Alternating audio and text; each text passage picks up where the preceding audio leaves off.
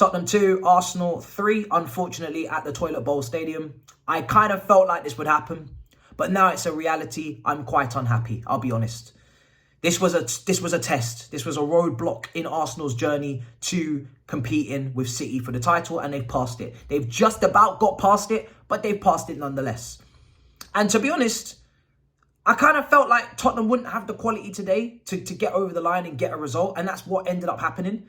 And in fact, they only got back into the game thanks to Arsenal gifting them goals and gifting them opportunities, which we'll get to later. But when you looked at the 2-11s and they went out there and they struck their stuff, Arsenal, they have just a team now today that they can put out, which is their strongest side, with Partey and Rice in the pivot, Tomiyasu at left back, and obviously Havertz is leading the attack in fine form after getting the goals against Chelsea. So I'm looking at Tottenham's team and I'm seeing plot holes. I'm seeing Højbjerg in midfield.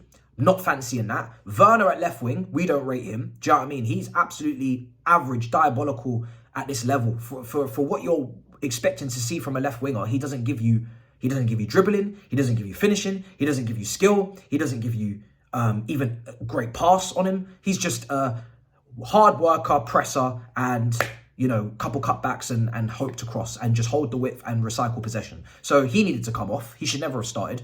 Brennan Johnson did bring a little bit more enthusiasm, but even then, just not enough quality. That's another waste of money, 50 million. It's not Kudus level, it's not Palmer level at that price range, at that price tag. And you're just looking at Tottenham with Son out of form, missing a big chance in this game, hoofing over the bar before his penalty. You're looking at Maddison, not particularly impressive. Kulusevski was Tottenham's best attacker. He was the one putting in deliveries. Maddison, I think, had a couple dead ball situations, putting good deliveries. And the way that first half went, it was basically it was Floyd Mayweather in Arsenal versus any upcoming talented boxer in Tottenham. They're going to go and attack. They're punching above their weight, really, but they're punching. They're trying to force the issue. They have the possession.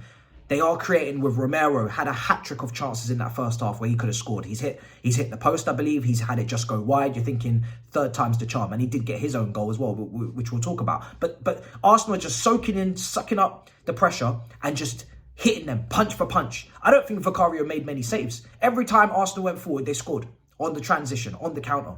And you're thinking to yourself, Saka, he gets his goal, You're thinking to yourself, Havertz is getting his goal from a set piece. You're thinking Højbjerg's own goal from a set piece. We knew set pieces were going to be so important today.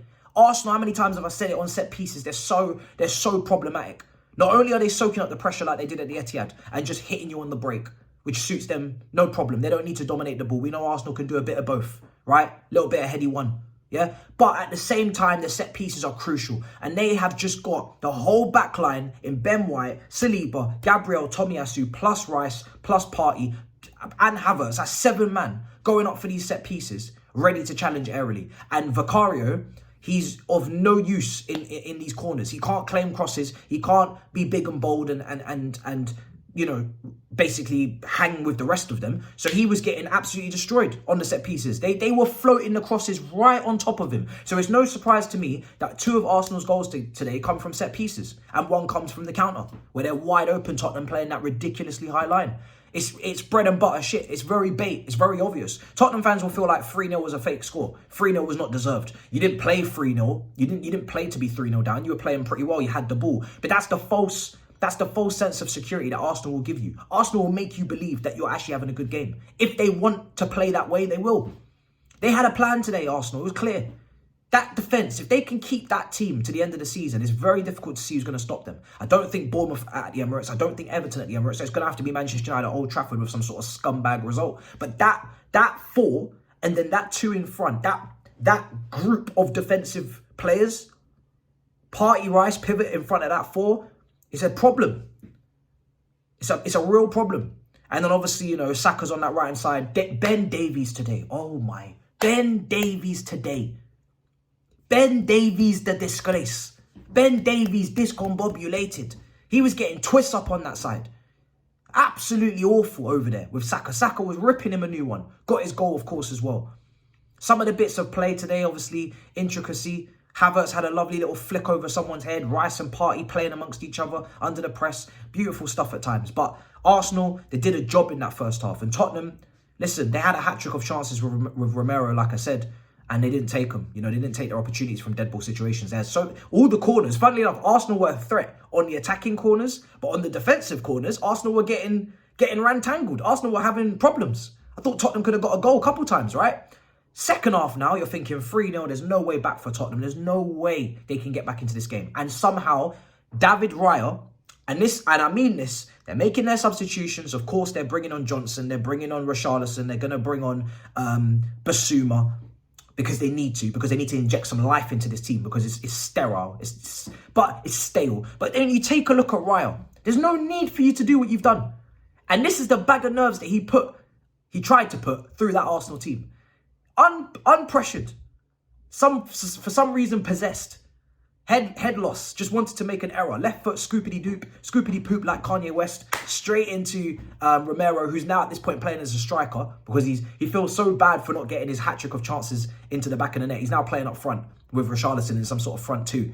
And Romero just picks it up, scoops it, and puts it into the bottom corner, into this open goal. Raya, hands up, you fucked up.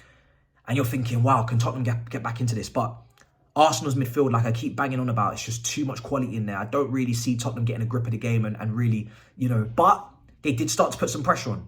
Kulusevski, like I said in this game, cross after cross after cross after cross, delivery after delivery after delivery. You would have thought this man was Deliveroo. You would have thought he was this brother was just trying to feed his Tottenham forwards, and they weren't there. You know, they weren't there. And then the second goal comes from Rice, who's just kicked my man into the balls, really, from behind, pause. And then Son puts it in, who's not been good enough at all. Like I said, he missed a massive chance on the 1v1. Sky must have cleared it into the old stadium. And then, you know, they get that second goal and it's 3-2, and you're thinking, right, let's rally now. Can they really go and get that? But it's too little too late, man. And Arsenal in the end did get through it and did pass the test. It wasn't perfect, you know. There was a couple of bumps along the road, you know. It wasn't a 100% score in the theory test, in the practical. But they got their driver's license. Today, Arsenal got their driver's license. They will leave Tottenham Hotspur with 3 points. That's 2 wins against 2 London rivals in 1 week. And I need, as I say this right now, City is kicking off against Forest. I need you to handle your business. Because if you don't, Arsenal are the favourites. I called them the favourites a few weeks ago. Arsenal will be the favourites again. Who's going to stop them? Maybe nobody. It will just have to be City be perfect. But the funny thing, the irony is that Arsenal will have to want Tottenham to win at home to Manchester City on the 14th of May, I believe, on the last week of the season. Tottenham at home to City, and Arsenal fans will have to cheer City, will have to cheer Tottenham on. And Tottenham got a good record at the stadium against Man City. But until last season, they only conceded that first goal against them, actually, and lost that game. So we'll have to see how it goes, people. But I was kind of counting and banking on Arsenal to lose this game. They didn't do it. They must be stopped. Bournemouth, rise, shamelessly. You know what I mean? Man United, rise. At Old Trafford, some sort of scumbag, dirty, nasty win. Or Everton. I mean, listen, I don't think those games are going to... I don't think that the home games are going to stop them. So we'll see how it goes. But Arsenal on set pieces. Havertz scores again. If he leads Arsenal to a league title, Kai Havertz, playing a pivotal role, especially towards the back end of the season, now he's back in his goal-scoring form, I'm going to be in some serious shit. I'm going to have to hold that. Emphatically. Drastically, bombastically, more than you can believe. So let's hope that doesn't happen and we go again. But it's been a bad week in London. I'll be real. Make sure you smash up the likes, guys. Make sure you subscribe. In a bit, people. Peace. Fuck my life.